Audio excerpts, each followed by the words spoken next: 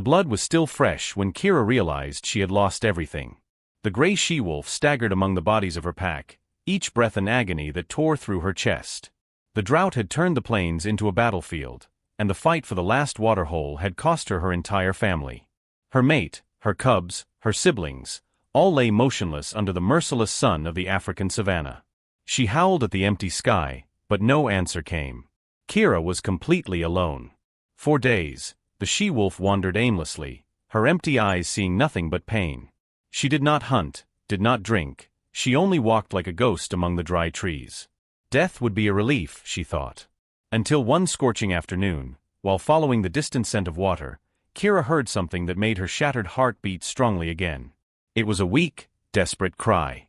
Following the sound, she came upon a devastating scene. An adult elephant collapsed beside a puddle of dried mud, clearly dead for hours. And beside her, still trying to nurse, was a newborn elephant calf, so small it could barely stand. Its little legs trembled, its skin was dehydrated, and those brown eyes looked at Kira with an innocence that pierced all her defenses. Instinct told her to attack. A wolf does not care for prey. A wolf does not feel compassion for the enemy. But Kira was no longer just a wolf. She was a mother who had just lost everything. And when the calf took a shaky step toward her and touched its tiny trunk to her muzzle, something inside her broke. Tears dampened the fur around the she-wolf's eyes. She gently licked the calf's head, feeling the tiny heart beating far too weakly. It was dying. But maybe, just maybe, she could save it. Kira looked around, located the scent of water a few kilometers away, and made the most impossible decision of her life. If you are enjoying this incredible story, don't forget to subscribe to the channel and like the video. Leave a comment telling us what you think and which city or country you're watching from right now. Carrying an elephant calf to the water was the most impossible task Kira had ever faced. She pushed, pulled, guided the little one with soft barks, but at every step the calf stumbled and fell.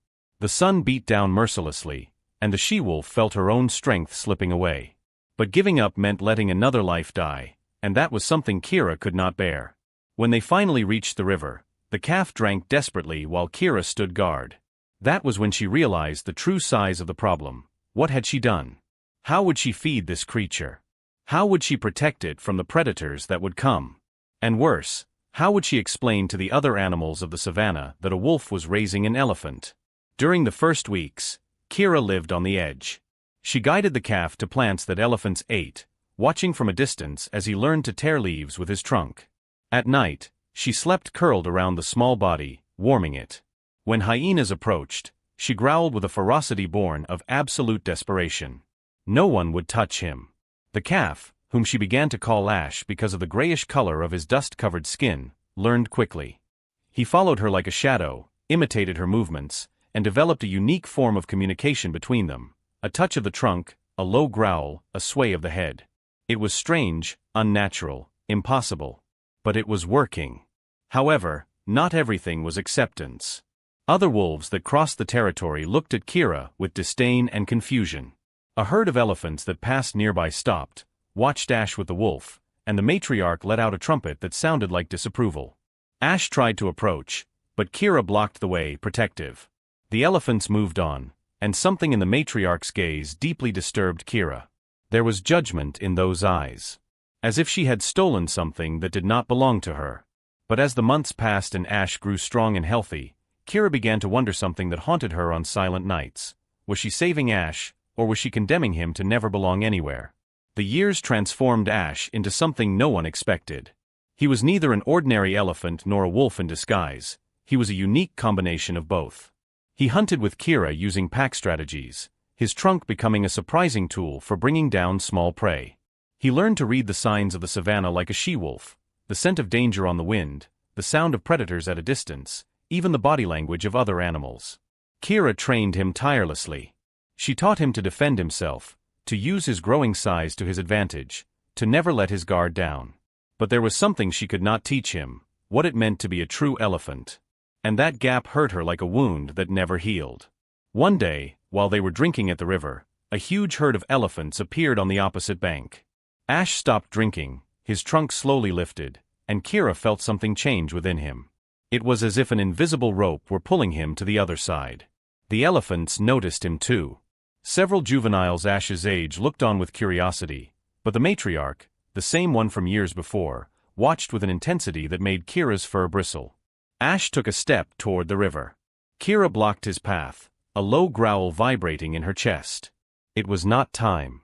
He was not ready yet. But Ash looked at her with those eyes she knew so well, and there was something new there, confusion, longing, a pain that mirrored her own. That night, Kira made a decision that tore her heart apart. She secretly began taking Ash closer and closer to elephant territories, letting him observe from afar how the herds interacted. She stayed hidden in the shadows while he watched mothers caring for calves, young males playing, matriarchs leading. Kira was preparing Ash for something she knew would inevitably come. She was teaching him to leave her. Because truly loving meant understanding that, no matter how much she had saved and raised him, Ash deserved to know who he really was. Even if that meant losing him forever. The twist came on an afternoon when Kira least expected it. Human hunters surrounded Ash while he was drinking alone at the river. Kira was kilometers away when she heard the gunshots echo across the savannah. Her heart almost exploded. She ran as she had never run before, every muscle screaming, every breath burning her lungs. When she arrived, she found Ash cornered against an embankment, 3 armed men closing in. But what Kira saw next left her frozen. The massive herd of elephants emerged like a living storm, led by the old matriarch. They charged at the hunters with coordinated fury, deafening trumpets tearing through the air. The men fled in terror, dropping their weapons. Kira expected the elephants to simply leave. But that was not what happened. The matriarch approached Ash slowly, her trunk extended with a tenderness Kira recognized immediately. It was the same gesture she had used when Ash was small. Other elephants surrounded the young one, touching him with their trunks, smelling him, emitting low sounds of recognition. And then the matriarch did something extraordinary. She turned toward Kira. They locked eyes for long seconds, 2 mothers separated by species but united by something greater. The matriarch lowered her head slightly, and Kira understood.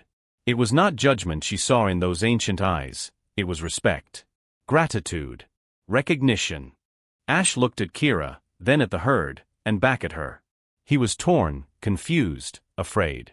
Kira stepped closer, pressed her muzzle against his trunk one last time, and then did something that shattered her heart into 1,000 pieces. She took a step back. And another. And another.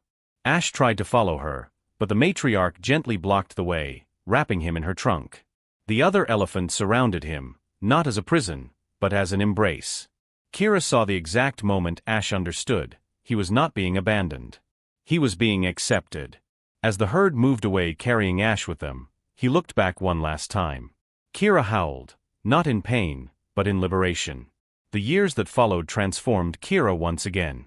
She did not return to wandering aimlessly as before. Instead, she found a new purpose watching from afar the region where Ash's herd used to pass. Other wolves began to join her, drawn by her quiet strength and wisdom. Slowly, Kira rebuilt a new family, but she never forgot the elephant who had saved her as much as she had saved him. And then, on a golden afternoon 5 years later, something happened that no one could ever have imagined possible. Ash returned. But he was not alone. Walking beside him was a young female elephant and 3 playful calves. Kira was resting under an acacia when she heard the familiar trumpet that made her heart race. She stood up, and there he was, enormous, magnificent, fully integrated into the world of elephants. But when their eyes met, everything came back, every moment of struggle, every night of protection, every shared lesson. Ash approached slowly, his herd watching with curiosity. He lowered his massive head to Kira, and she pressed her muzzle against his trunk exactly as they had done years before. The calves watched in fascination as their parents witnessed something rare, love that transcended all the logic of nature. Kira touched each of the calves with her muzzle, and they showed no fear, only innocent curiosity. Ash had taught his family that love knows no boundaries of species. In the years that followed, Ash visited regularly. Sometimes he brought his family, sometimes he came alone. Kira aged with dignity, surrounded by her new pack, but always waiting for that distant trumpet that announced the arrival of her son. When Kira finally closed her eyes for the last time, very old and at peace, Ash was there. He remained beside the she-wolf's body for 3 full days, his trunk resting gently over her, refusing to leave. His herd waited respectfully, understanding that gray she-wolf had been as much his mother as any elephant ever could be. And if you made it this far in this incredible story, leave your like, subscribe to the channel, and tell us in the comments what you thought and where you're watching from. Stories like this remind us that true love does not need reason, only courage.